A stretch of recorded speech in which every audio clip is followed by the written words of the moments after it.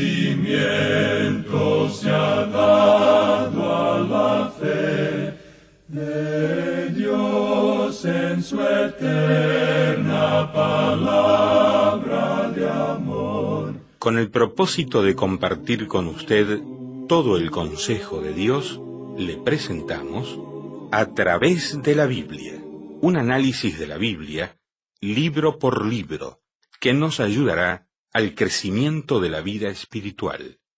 Estos estudios fueron diseñados por el Dr. J. Vernon McGee, destacado maestro y expositor de la Biblia. Le invito a que nos acompañe en este fascinante recorrido de A través de la Biblia. Cuán firme cimiento la palabra de Dios. Es un privilegio y un placer para mí estar otra vez junto a usted, compartiendo este tiempo tan productivo al viajar juntos en nuestro autobús bíblico del programa A través de la Biblia. Así que le invito a acomodarse, a estar tranquilo y pueda usted disfrutar del alimento espiritual que brinda el estudio de las Sagradas Escrituras. La palabra de Dios al alcance de quien la necesite, de quien la busque y de quien la pueda entender a través del estudio como lo realizamos en este programa. Damos gracias a Dios por esta emisora local que nos permite difundir el contenido de la palabra de Dios. Que Dios bendiga a esta emisora, que Dios bendiga a los directivos de esta emisora y puedan ellos recoger también en su propio ministerio y servicio a través de esta emisora los beneficios que da el apoyar y distribuir la palabra de Dios, la Biblia, para que muchos la oigan y procedan al arrepentimiento y conozcan a Dios. Que Dios bendiga a quienes ahora también escuchan este espacio en forma individual o como familias donde se encuentren. Hoy vamos a avanzar en el Evangelio según San Lucas, en ese extenso capítulo 1, y vamos a terminarlo y seguir un poco más hasta el capítulo 2. ¿Tiene su Biblia por allí? Ábrala entonces, ya mismo, Evangelio según San Lucas, capítulo 1, verso 65, ahí comenzaremos nuestro recorrido de hoy, verso 65, y lo culminaremos en el verso 8 del capítulo 2.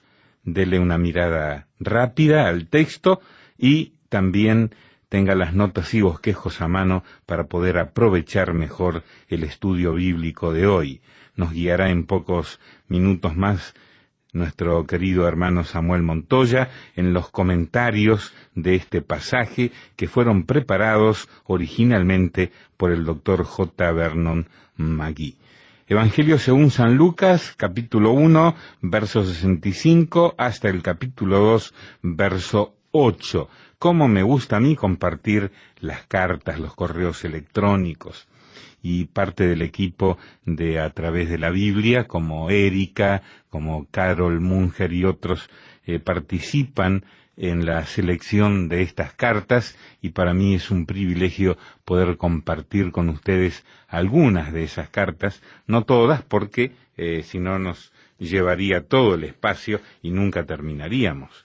Así que elegimos algunas, por ejemplo esta, de la señora Nivea de California, que también nos ha enviado una generosa ofrenda. Dice: hermanos en Cristo, que la paz y la gracia de Jesucristo sigan llenando su vida, corazón, y Él les dé sabiduría. Su programa por la radio ha sido de mucha bendición para mi vida. Me han enseñado tanto que he aprendido mucho. Me he dado cuenta que no conocía nada, según yo sabía mucho. Pero cuando los escucho a ustedes, entonces sé que no sé nada. Les doy muchas gracias a Mili, Ana, Erika, Carol, Renata, Naren, Jaime, Lemuel, Samuel y a los demás que forman ese bello equipo de A Través de la Biblia. Les envío una pequeña ofrenda con todo mi amor. Gracias por esta ofrenda y gracias por esta linda carta que nos ha enviado Nivea desde California, Estados Unidos. Apreciamos mucho sus saludos también y se conoce todos nuestros nombres, los nombres del equipo internacional del programa A Través de la Biblia en idioma español, y hay otros que colaboran en diferentes países para que este programa siga al aire. Que Dios la bendiga entonces a la señora Nivea de California por su apoyo y su oración. Vamos a orar en este momento. Te damos gracias, Señor, por quienes nos respaldan, ayudan y apoyan para que continuemos adelante. Y ahora, hoy, te pedimos, guíanos en el estudio de tu santa palabra. En el nombre de Jesús. Amén. Continuamos hoy, amigo oyente, nuestro estudio del Evangelio de Lucas en el Nuevo Testamento. En nuestro programa anterior estábamos considerando el nacimiento de Juan y su nombre. Y decíamos que Juan era el nombre que Dios ya le había dado a este niño antes de nacer. Ahora, después de ponerle el nombre, Zacarías pudo hablar de nuevo e inmediatamente empezó a cantar alabanzas a Dios.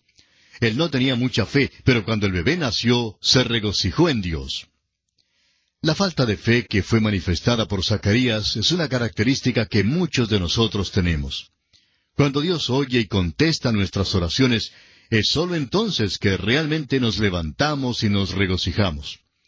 Creemos a veces que la razón por la cual Dios contesta las oraciones de algunos de nosotros que somos más débiles es para que tengamos algo de lo cual podamos regocijarnos. Por lo general, los santos más débiles no se regocijan. Los santos más firmes, los que tienen más fe, estos son los que se regocijan en todas las circunstancias de la vida. Continuaremos hoy nuestro estudio de este capítulo 1 del Evangelio según San Lucas, leyendo los versículos 65 al 69. Y se llenaron de temor todos sus vecinos, y en todas las montañas de Judea se divulgaron todas estas cosas. Y todos los que las oían las guardaban en su corazón, diciendo, ¿quién pues será este niño? Y la mano del Señor estaba con él. Y Zacarías su padre fue lleno del Espíritu Santo, y profetizó diciendo, Bendito el Señor Dios de Israel, que ha visitado y redimido a su pueblo, y nos levantó un poderoso Salvador en la casa de David su siervo. Era muy obvio que Juan iba a ser un niño extraordinario. Después que nació, Zacarías, quien había estado mudo por unos 9 meses, no solo habló, sino que también elevó un cántico de alabanza y gratitud a Dios. Elisabet entonó el primer cántico, María el segundo, y ahora es muy propio que Zacarías cante el tercero en un solo. Su canto es un canto de profecía. Zacarías no es de la línea de David, pero reconoce que su hijo será el precursor de Jesucristo, como fue predicho por Malaquías e Isaías. Juan iba a ser el que anunciaría la venida del Mesías. La presencia del precursor indica que el Mesías no demoraría en venir. Viene muy pronto. Leamos ahora los versículos 70 al 75 de este primer capítulo de Lucas. Como habló por boca de sus santos profetas que fueron desde el principio, salvación de nuestros enemigos y de la mano de todos los que nos aborrecieron, para hacer misericordia con nuestros padres y acordarse de su santo pacto, del juramento que hizo a Abraham nuestro padre, que nos había de conceder, que, librados de nuestros enemigos, sin temor le serviríamos en santidad y en justicia delante de él todos nuestros días. Dios hizo 3 promesas a Abraham, y María, Elisabet, Zacarías y otros todavía creían que las promesas hechas a Abraham serían cumplidas. Hoy en día, quienes se han dado por vencidos y no creen que Dios cumplirá sus promesas a Abraham. Pero amigo oyente, si usted cree en las palabras del Señor Jesucristo, dichas en el Evangelio según San Juan, capítulo 3, versículo 16, cuando Él dijo, «Porque de tal manera amó Dios al mundo, que ha dado a su Hijo unigénito, para que todo aquel que en Él cree no se pierda, mas tenga vida eterna». Si usted cree en estas palabras, entonces no tiene ningún derecho de descontar las promesas que Dios le hizo a Abraham. Leamos ahora los últimos versículos de este capítulo 1 del Evangelio según San Lucas, los versículos 76 al 80.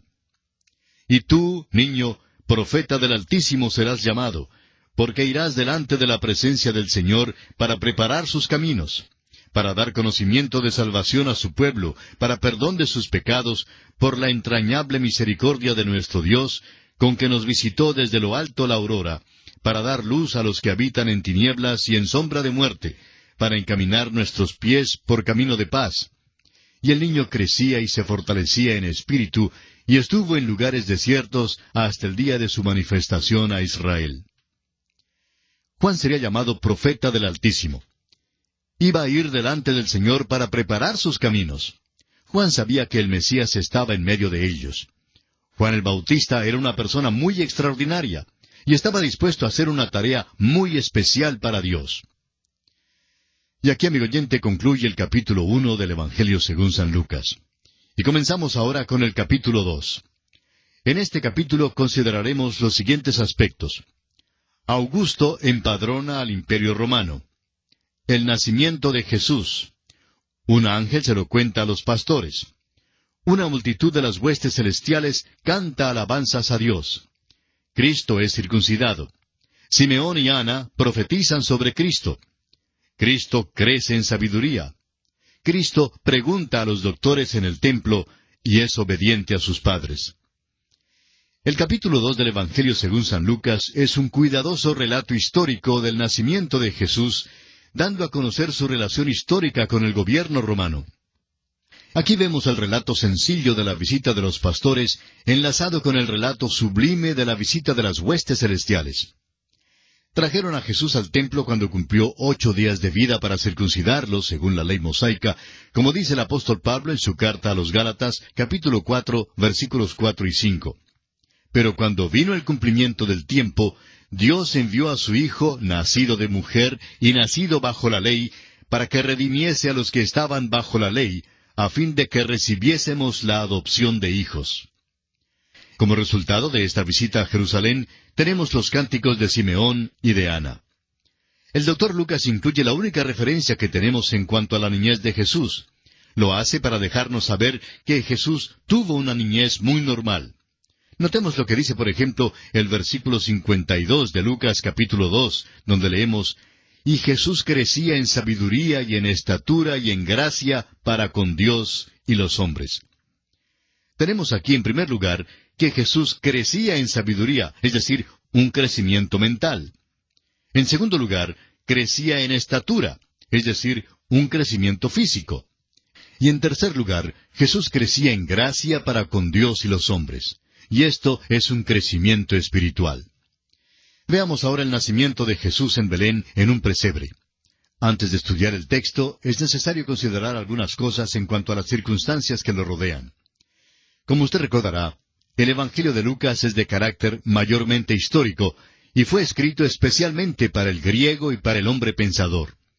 También tiene un gran propósito espiritual: presentar al Hijo de Dios. Neander, uno de los grandes santos del pasado, hizo esta declaración: las 3 grandes naciones históricas tenían que contribuir, cada una en su manera peculiar, a la preparación del terreno para la implantación del cristianismo. Los judíos con su énfasis sobre lo religioso, los griegos con su desarrollo de las ciencias y del arte, y los romanos como gobernadores del mundo proporcionando el elemento político. Ahora, los evangelios de Mateo, Marcos y Lucas, cada uno fue dirigido a un segmento en particular de la humanidad. Mateo, como dijimos ya, fue escrito al judío, Marcos para el romano, y Lucas para el griego. El doctor Gregory escribió: los griegos se distinguen claramente de las otras grandes razas históricas por ciertas características notables. Eran los representantes de la razón y del humanismo en el mundo antiguo. Se consideraron como poseedores de la misión de perfeccionar a los hombres. Eran los cosmopolitas de aquel entonces. Hicieron sus dioses a la imagen de los hombres, tanto como a su propia imagen, y por eso enlazaron a la cultura humana con una mundanalidad e impiedad absoluta. El apóstol Pablo era el hombre preciso para ir a Atenas e iluminar a los griegos en cuanto a la realidad de su altar al Dios no conocido. El doctor Lucas, gentil, fue con Pablo. Así, la misión de la cultura griega fue evidentemente la preparación para la venida del Señor Jesucristo al mundo. Obligó a los hombres pensadores de aquel entonces a saber y a confesar la insuficiencia de la razón humana, aun en su más perfecto estado de desarrollo, para la liberación y la perfección del género humano. Los dejó esperando y anhelando a alguien que fuese capaz de llevar a cabo esta obra. En el capítulo 2, el doctor Lucas nos da un prefacio y una introducción para luego presentar al Señor Jesucristo desde su nacimiento hasta su muerte, desde su resurrección hasta su ascensión al cielo y la promesa de su segunda venida. El idioma griego llegó entonces a ser un vehículo o medio para divulgar la palabra de Dios. Y Dios utilizó a Alejandro Magno para realizar esto. Hausen dijo en cuanto a Alejandro Magno que recogió las mallas de la red de la civilización que se hallaban en desorden en las orillas de la costa asiática y la extendió por todos los países que atravesó en su maravillosa campaña. El este y el oeste de repente fueron unidos. Las tribus apartadas fueron unidas bajo un gobierno común. Nuevas ciudades fueron construidas como centros de la vida política. Nuevas líneas de comunicación fueron abiertas como canales de actividad comercial. La nueva cultura penetró las cordilleras montañosas de Pisidia y Licaonia. Los ríos Tigris y Éufrates llegaron a ser ríos griegos. El idioma de Atenas se oyó entre las colonias judías de Babilonia, y una Babilonia griega fue construida por el conquistador en Egipto y bautizada con su nombre. Esa fue la ciudad de Alejandría, que todavía lleva este nombre. Ahora tengamos en mente todas estas circunstancias al estudiar juntos el nacimiento de nuestro Señor Jesucristo. Leamos entonces los primeros 2 versículos de este capítulo 2 del Evangelio según San Lucas. Aconteció en aquellos días que se promulgó un edicto de parte de Augusto César que todo el mundo fuese empadronado. Este primer censo se hizo siendo Cirenio gobernador de Siria. Ahora alguien pensará al leer la frase que todo el mundo fuese empadronado, aquí en el versículo 1, que el Imperio Romano estaba empadronando también a los Estados Unidos y a la América Latina. Pero la palabra griega para mundo aquí significa la tierra habitada, y se refiere al mundo civilizado de aquel entonces. Quizá algunos de nosotros tuvimos ascendientes que vivieron en el norte de Europa en aquellos días, pero no estaban incluidos en este empadronamiento, aunque a Augusto César le hubiera gustado empadronar a todo el mundo si hubiera podido lograrlo. Ahora, ¿quién era Augusto César? Era el hijo adoptado de Julio César. En realidad, su nombre era Octaviano y tomó el nombre de César. Creemos que tenía el derecho de tomarlo. Era como el nombre Rolls Royce o Cadillac. Era un nombre que connotaba prestigio.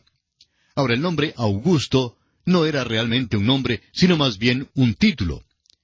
Cuando el Senado le presentó ciertos títulos como rey, emperador, dictador, etc., no estuvo satisfecho, y fue así como escogió el nombre Augusto. Este nombre tenía un significado religioso y constituía nada menos que un esfuerzo por deificarse y hacerse un dios. No fue por mera casualidad que el doctor Lucas mencionó el nombre de Augusto César. Este hombre firmó un edicto diciendo que todo el mundo, es decir, todo el mundo de aquel entonces, tenía que ser empadronado. El objetivo de este empadronamiento era imponer nuevos impuestos a todos los pueblos del imperio.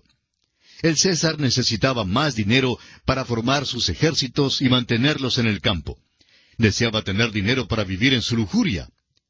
Fíjese también que este empadronamiento se hizo mientras Cirenio era el gobernador de Siria.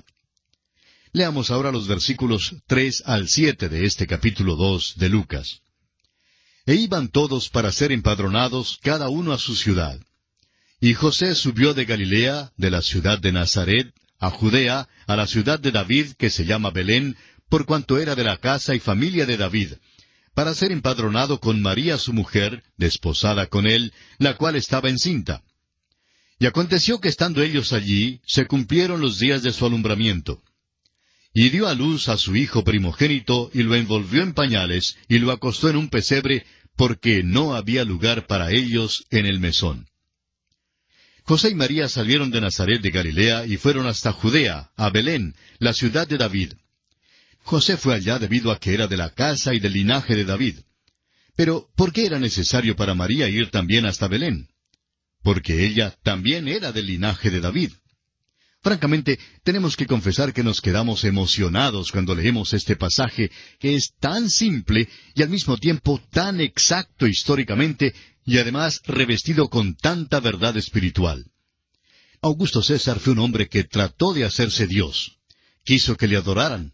Promulgó un edicto y causó que una mujer y un hombre, campesinos por decirlo así, que vivían en Nazaret, viajaran hasta Belén para ser empadronados. Aquella mujer estaba llevando al Hijo de Dios, y César causó que se cumpliese la profecía del Antiguo Testamento en cuanto al Mesías que nacería en Belén. Recuerde usted que el profeta Miqueas, en el capítulo 5 de su profecía, versículo 2, dijo: «Pero tú, Belén Efrata, pequeña para estar entre las familias de Judá, de ti me saldrá el que será Señor en Israel, y sus salidas son desde el principio, desde los días de la eternidad». Ninguno le paga impuestos a Augusto César hoy en día, ni le honran. Aquel pequeño bebé, sin embargo, que aún estaba en la matriz de María, él sí que es adorado por muchos. Muchos de nosotros lo llamamos nuestro Salvador. Este es un relato extraordinario. Todo lo que pasó aquí fue arreglado por Dios. Si alguien le hubiera dicho al César: «Espere un momento, pues las mujeres que están por dar a luz tendrán que viajar a fin de que usted reciba sus impuestos», creemos entonces que César hubiera respondido: «No me importan los bebés ni sus madres. Todo lo que me interesa son los impuestos, los ejércitos, el dinero y el lujo». Bueno, todo eso ya ha pasado, incluyendo al mismo César y su imperio. El doctor Lucas, amigo oyente, habla muy claro en este pasaje. ¿Está usted dispuesto a hacerle frente a esto? ¿Sabe lo que él está diciendo aquí?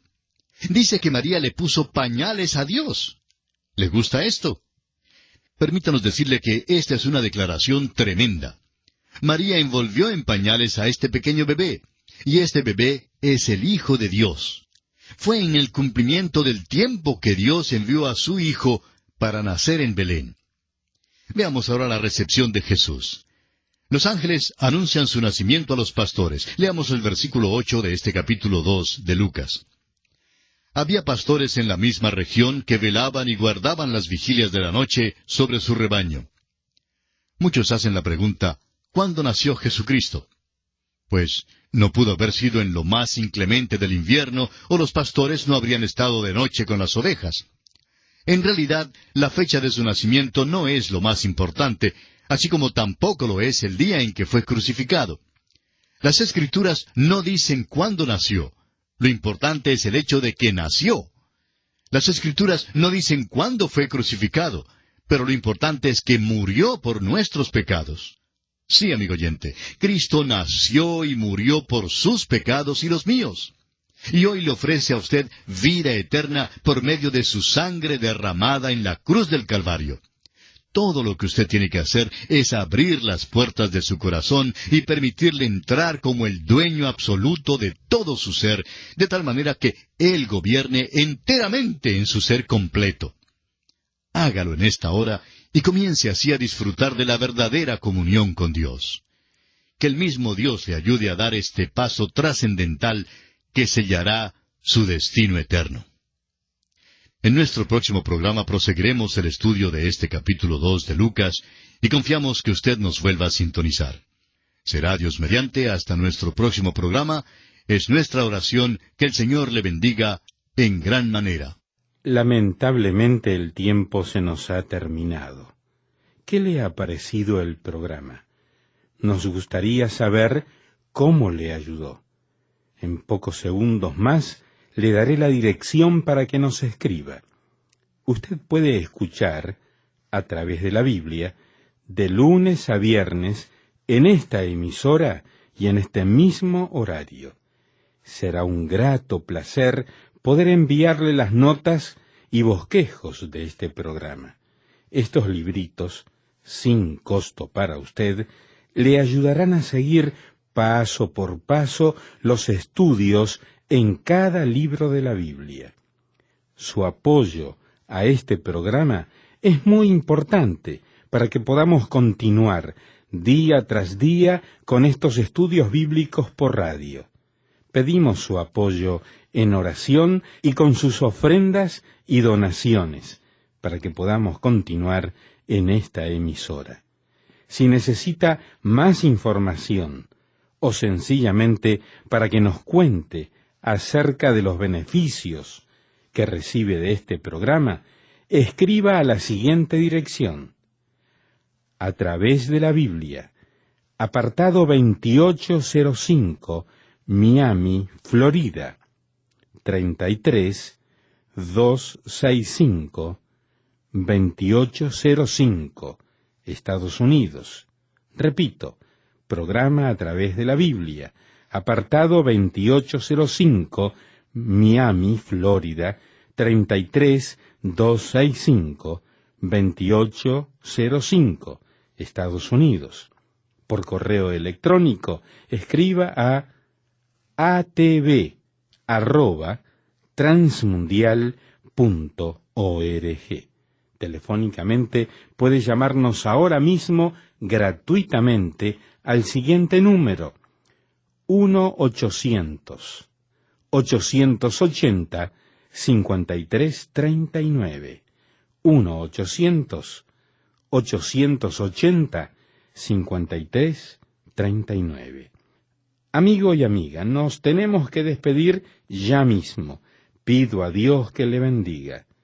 Este programa es producido bajo los auspicios de Radio Transmundial. Todo lo pagó Cristo, quien por mí libremente derramó su sangre carmesí.